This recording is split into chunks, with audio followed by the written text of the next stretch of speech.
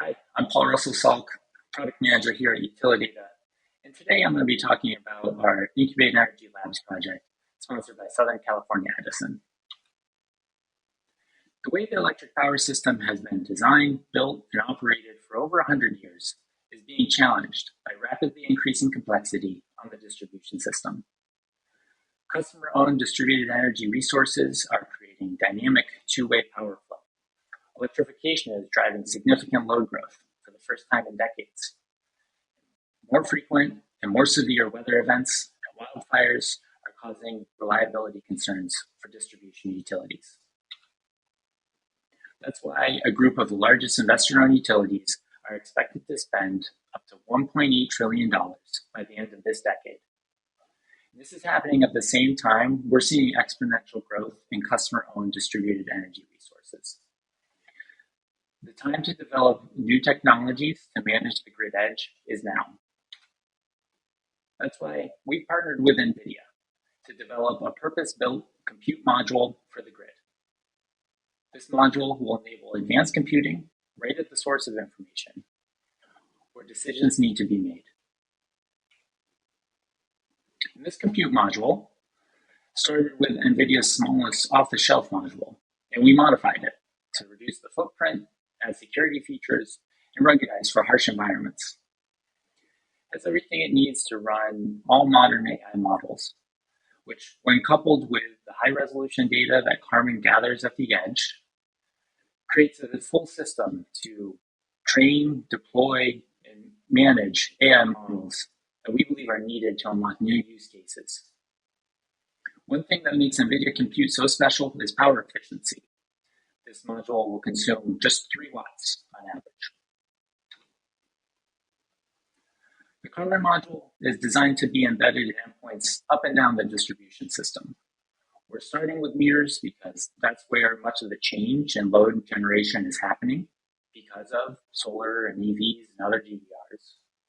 And over time, we expect Carmen to be deployed into the DER devices themselves, into service transformers, and controllers for things like reclosers, cap banks, regulators, and other distribution grid equipment, ultimately creating a unified grid modernization platform and unlocking new use cases as Carmen is embedded into different endpoints. So as you can see, we have a long technology roadmap, and we're closer to the beginning than the end. That's why we're excited to partner with EPRI on a lab demonstration project sponsored by Southern California Edison to showcase new platform developments that will provide the foundation for utilities to significantly expand distributed DER management capabilities and form the technology foundation for new kinds of virtual power plants. Here's an overview of the hardware-in-the-loop simulation setup that we'll be running our experiment in. We're demonstrating that Carmen can autonomously dispatch DERs without relying on centralized systems. And we'll be doing that through a simulated residential home with simulated behind-the-meter solar and storage. That simulation is connected to EPRI's distribution grid simulation software, with the outputs going to the hardware-in-the-loop setup, where the Carmen meter collar will ingest high-resolution waveform data to feed our algorithm and systems. So a big thank you to Abrez and the rest of the EPRI team that we're working with for making this happen. And we're presenting a video today because we're on a slightly different timeline than the rest of our IEL cohort. We plan to wrap up our experiment by the end of this year. Here's a look at the Carmen meter adapter hardware that we're installing.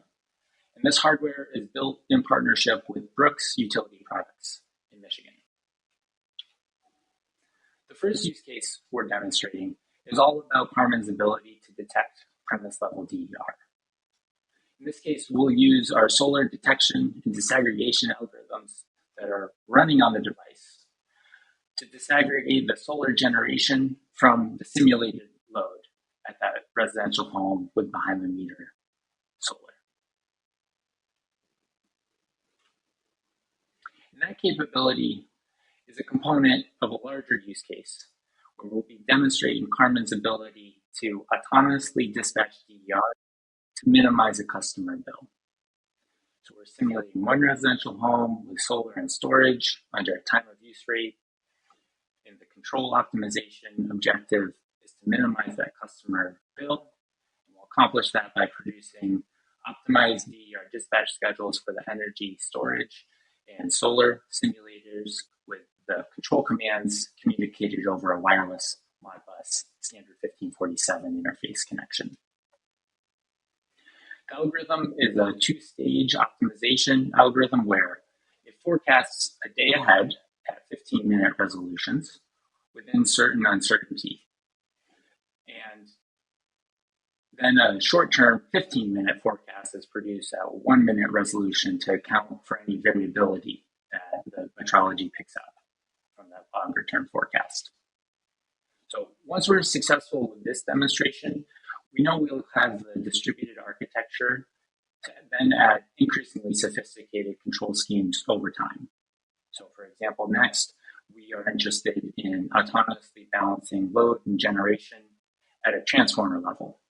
And ultimately, we think this architecture will unlock new autonomous DER management capabilities for utilities. In addition to working with our project sponsor, Southern California Edison, DOE has awarded 4 utilities with funding from the GRIP program to scale Carmen in Oregon, Pennsylvania, Michigan, and Illinois. So we're currently scaling our hardware and software operations here at Utilidata to support deploying hundreds of thousands of endpoints in the field over the coming years. And over time, one way we see this technology evolving is to give utilities a technology platform that will allow them to dramatically increase DER penetration without having to rebuild significant components of their distribution system. Ultimately, it's about turning today what is a driver of significant distribution grid costs into a major asset.